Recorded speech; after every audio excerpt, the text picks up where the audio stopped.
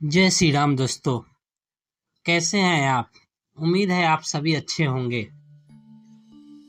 कल की कहानी में मैंने बताया था कि राज तिलक की तैयारी अयोध्या में कितने जोर शोर से चल रही थी और चारों तरफ खुशी का माहौल था। पूरी अयोध्या सजाई गई थी, चारों तरफ खुशी का लहर था। उसके आगे की कहानी आज मैं सुनाने जा रहा हूँ, जो आपको सुन के अच्छा लगेगा। आपको आज की कहानी अच्छी लगती है तो कृपया सपोर्ट जरूर करिएगा। सपोर्ट के तौर पे आप इस चैनल को सब्सक्राइब कर सकते हैं, जिससे मेरे आने वाली हर वीडियो आप तक पहुँच सके। तो चलिए शुरू करते हैं। आज की वीडियो के शीर्षक का नाम है कैकेयी को भवन में।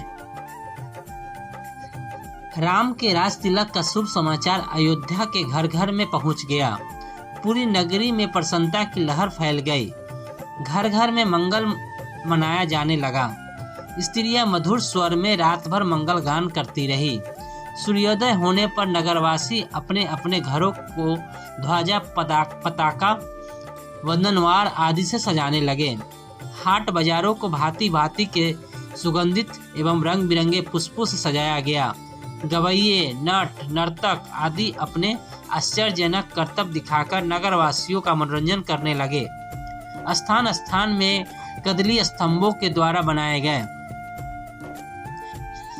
ऐसा प्रतीत होने लगा कि अयोध्या नगरी नववधू के समान श्रृंगार करके राम के रूप में वर का आगमन की प्रतीक्षा कर रही है। किंतु राम के राज तिलक का समाचार सुनकर एवं नगर के इस अद्भुत श्रृंगार को देखकर रानी कैकेयी के प्रिय दासी मंथरा के हृदय में असहनीय आघात लगा। वह सोचने लगी कि यदि कौशल्या का पुत्र राजा बन जाएगा तो कौशल्या को राजमाता का पद प्राप्त हो जाएगा और कौशल्या की स्थिति अन्य रानियों की स्थिति से श्रेष्ठ हो जाएगी। ऐसी स्थिति में उसकी दासियां भी स्वयं को मुझसे श्रेष्ठ समझने लगेगी। वर्तमान में कैकेयी राजा के सर्वाधिक प्रिय रानी है और इसी कारण से महारानी कैकेयी का ही राजमहल पर शासन चलता है। कैकेयी की दासी होने का श्रेय प्राप्त होने के कारण राजप्रसाद की अन्य दासियां मेरा सम्मान करती है। यदि कौशल्या राजमाता बन जाएगी तो मेरा यह स्थान मुझसे छीन जाएगा। मैं यह सब कुछ सहन नहीं कर सकती, अतः इस विषय में मुझे अवश्य ही कुछ करना चाहिए। ऐसा विचार करके मंथरा ने अपने प्रसाद में लेटी हुई कैकेयी के पास जाकर कहा, महारानी आप सो रही हैं? यह समय क्या सोने का है? क्या आपको पता है कि कल राम का युवराज के रूप में अभिषेक होने वाला है? मंथरा के मुख से राम के राज तिलक का समाचार सुनकर कैकेयी को अत्यंत प्रसन्नता हुई। समाचार सुनाने की खुशी में कैकेयी ने मंथरा को पुरस्कार स्वरूप एक बहुमूल्य आभूषण दिया और कहा, मंत्रे तू अत्यंत प्रिय समाचार लेकर आई है। तू तो जानती ही है कि राम मुझे बहुत प्रिय है। इस समाचार को सुनाने के लिए तू यदि और भी जो कुछ मांगेगी तो मैं वह तुझे दूंगी। कैकेयी की वचनों को सुनकर मंथरा अत्यंत क्रोधित हो गए। उसका तन बदन जल भुन गया। पुरस्कार में दिए गए आभूषण को फेंकते हुए वह बोली, महारानी आप बहुत नासमझ हैं। स्मरण रखिए कि सौत का बेटा शत्रु के जैसा होता है। राम का अभिषेक होने पर कौशल्या को राजमाता का पद मिल जाएगा और आपकी पदवी उसकी दासी की जैसी हो जाएगी। आपका पुत्र भरत भी राम का दास हो जाएगा। भरत के दास हो जाने पर आपकी बहू को भी एक दासी की ही पदवी मिलेगी।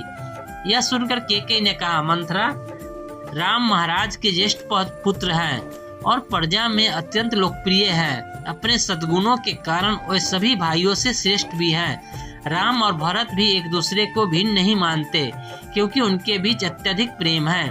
राम अपने सभी भाइयों को अपने ही समान समझते हैं, इसलिए राम को राज मिलना भरत के राज को मिलने जैसा ही है। यह सब सुनकर मंथरा और भी दुखी हो गई। वह बोली, किंतु महारानी आप यह नहीं समझ रही हैं कि राम के बाद राम के पुत्र को ही अयोध्या का राज सिंहासन प्राप्त होगा तथा भरत को राज परंपरा से अलग होना पड़ जाएगा। यह भी हो सकता है कि राज्य मिल जाने पर राम भरत को राज से निर्वासित कर दे या अमलोक ही भेज दे। अपने पुत्र के अनिष्ट की आशंका की बात सुनकर कैकेयी के हृदय विचलित हो उठा। उसने मंथरा से पूछा, ऐसी स्थिति में मुझे क्या करना चाहिए? मंथरा ने उत्तर दिया, आपको स्मरण होगा कि एक बार देवासुर संग्राम के समय महाराज दशरथ आपको साथ लेकर युद्ध में इंद्र की सहायता करने के लिए गए थे। उस युद्ध में असुरों के शस्त्रों से महाराज दशरथ का शरीर जर्जर हो गया था और वे मूर्छित हो गए थे। उस समय सारथी बनकर आपने उनकी रक्षा की थी। आपकी उस सेवा के बदले में उन्होंने आपको 2 वरदान प्रदान किया था, जिसे कि आपने आज तक नहीं मांगा। अब आप एक वर्ष से भरत का राज्याभिषेक और दूसरे वर्ष से राम के लिए 14 वर्ष का वनवास मांगकर अपना मनोरथ सिद्ध कर लीजिए। शीघ्र अतिशीघ्र आप मलिन वस्त्र धारण करके को भवन में चले जाइए। महाराज आपको बहुत अधिक चाहते हैं, इसलिए वे अवश्य ही आपको मनाने का प्रयत्न करेंगे और आपके द्वारा मांगने पर उन दोनों वरों को देने के लिए तैयार हो जाएंगे। किंतु स्मरण रखें कि वह वर मांगने के पूर्व उनसे वचन अवश्य ले जिससे कि वे उन वरदानों को देने के लिए बाध्य हो। मंथरा के कथन के अनुसार कैकेयी कोप भवन में जाकर लेट गई। तो आज की कहानी यहीं तक रहने देते हैं। कल की कहानी इसके आगे हम सुनाएंगे। आशा है आज की कहानी आपको पसंद आया होगा। धन्यवाद। जय श्री राम।